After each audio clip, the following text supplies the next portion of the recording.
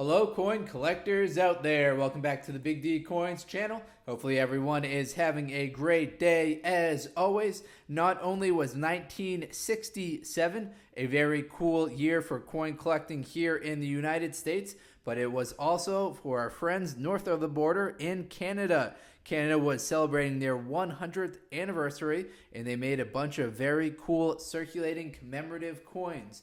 You might see the one in the center right here has appeared on a couple of the Big D Coins videos so far, but we'll also talk about this coin right here, which was the 5-cent coin for the 100th anniversary.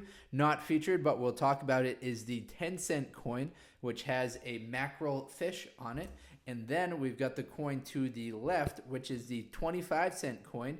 Interestingly, they made this in both the 80% silver and the 50% silver. So very cool that they made it in two different silver percentages. However, it's actually kind of hard to differentiate between the two just by looking at it. If you're looking at a coin, you can pretty easily tell if it's got silver or copper nickel clad, but just by looking at it, it's almost impossible to tell if it's 50% or 80% silver. And behind it, of course, you see her right here. It is Queen Elizabeth II, and she is on a 100th anniversary 100th anniversary kind of dollar bill right here. So we've got the logo for the celebration right here. We see 1867 and 1967 at the top left. So we'll zoom out and take a look at that as well. So we have got a lot of coins to look through. First, I want to give you some background on the United States coins. I'll make this very quick, but I just want to share with you the different mintages that were going on in United States at this time because we are experiencing some cool things here as well. So we've got a 1967 penny. We've got a 1967 quarter. We've got a 1967 quarter, as I mentioned right here. So what was going on in the United States is they just removed all of the silver from their coins. So previously quarters and dimes had silver in them. There was also a bit of a coin shortage, so they removed all of the mint marks from the coins. Normally these would have either Philadelphia Mint or Denver Mint. In 1965, 66, and 67, they took all of those mint marks off and they made just these ones right here with no mint marks on them. And the mintages on these coins are astronomically high.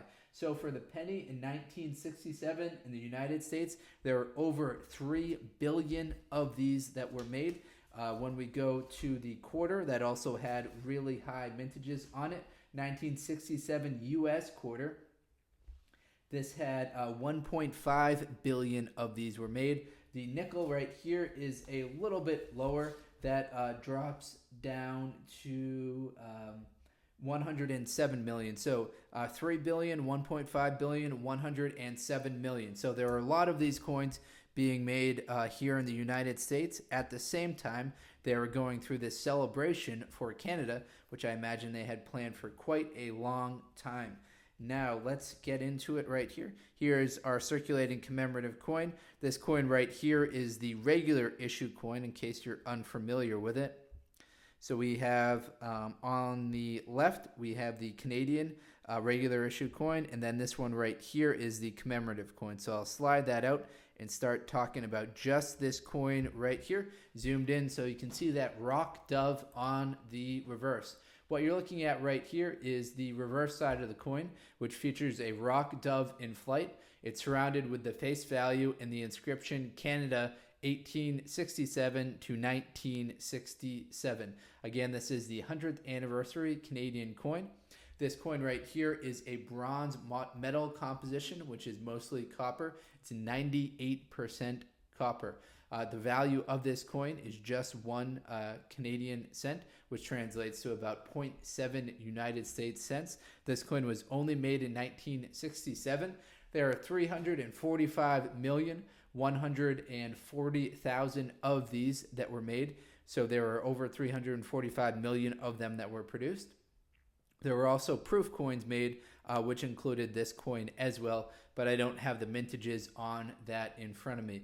This coin has to be in the kind of extra fine AU uncirculated grades for it to be worth looking into and actually possibly selling it, because at the uncirculated grade, at the entry level uncirculated grade, it'll be worth about 99 cents.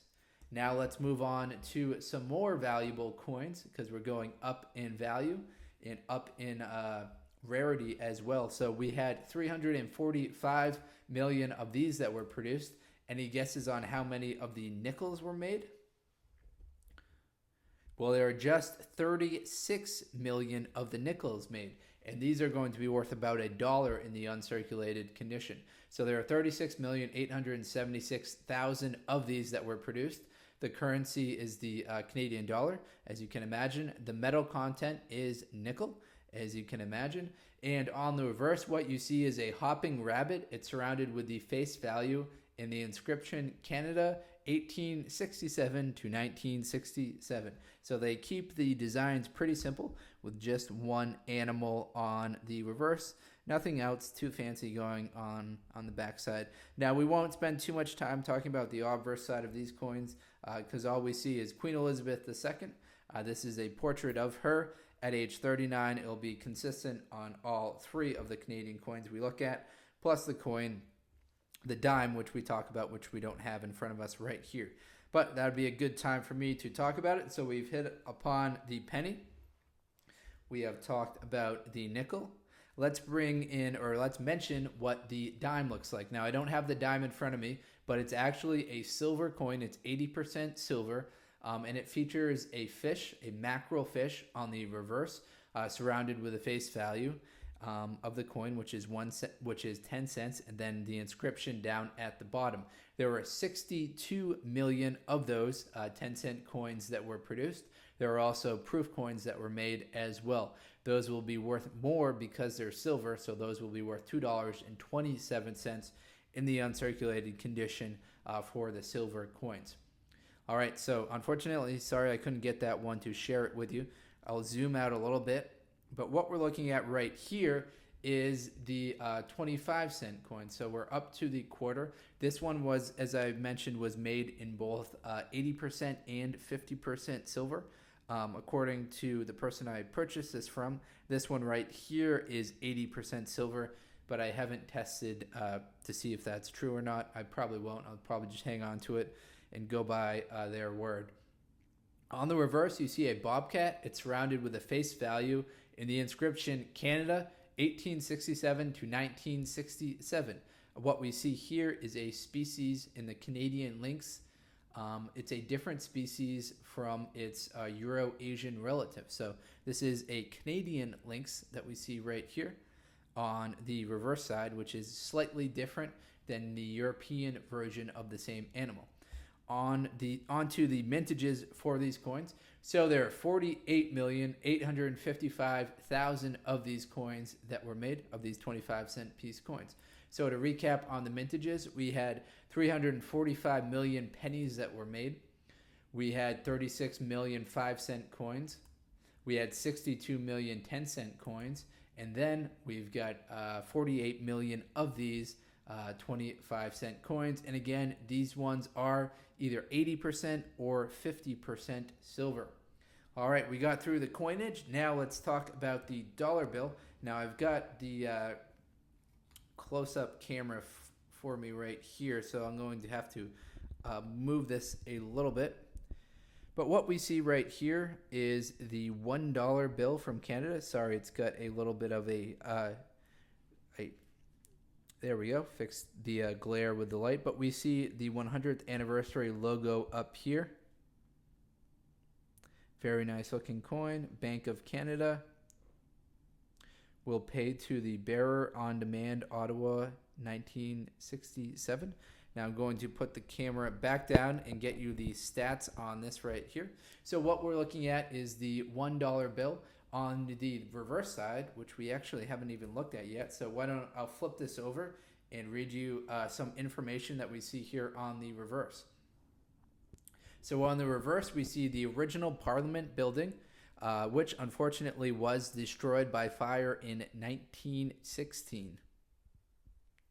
We see down here Centennial of Canadian Confederation.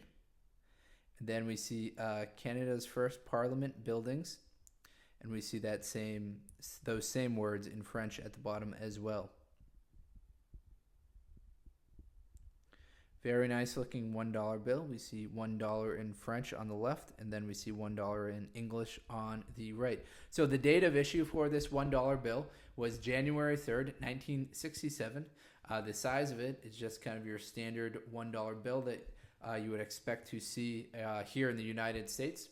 So this came out in honor of the 100th anniversary of the Confederation. A modified version of the 1954 $1 note was issued, bearing the date 1967. So this is kind of a modified version of the original 1954 template.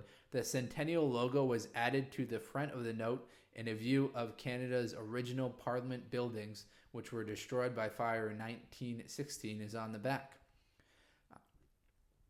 All right, everyone, that's all the info that I've got for you today. So to quickly recap, we looked at some very cool 1967 Centennial $1 bill, 5-cent coin, 25-cent coin, and the 1-cent coin. And we talked about the dime, which is currently missing from my collection, but I'll do my best to get it in there. All right, everyone, thank you very much, and best of luck coin collecting out there. Enjoy.